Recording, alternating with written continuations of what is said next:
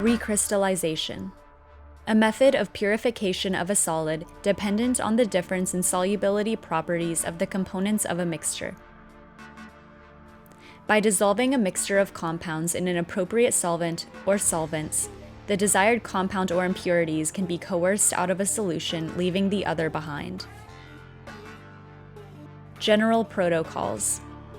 When selecting recrystallization solvent, consider the following. The desired solid is insoluble or sparingly soluble in recrystallization solvent at room temperature. The desired solid is soluble in recrystallization solvent at elevated temperatures. Impurities in the mixture are soluble in recrystallization solvent at room temperature. Setup.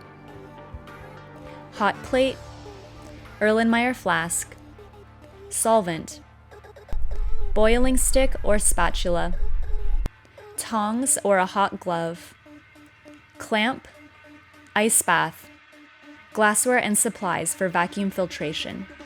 Dissolve the solid in the minimal amount of solvent needed for the material to completely dissolve. If your solution is not already in an Erlenmeyer flask, transfer to an Erlenmeyer flask. Place a boiling stick in the flask to prevent bumping while boiling. Place the Erlenmeyer flask on top of the hot plate and heat until the solid is dissolved. Remove the flask with tongs or a hot glove and place it in a safe place out of reach.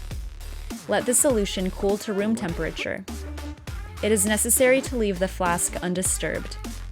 Crystals may form at room temperature or in an ice bath. When relocating to an ice bath, clamp the flask and be careful not to disrupt the crystals or the solution. If crystals do not form, add a seed crystal or induce crystallization by scratching the glass. This process may be slow and may be required to be left in the freezer overnight. Once you are confident that the recrystallization is complete, collect the crystals by vacuum filtration.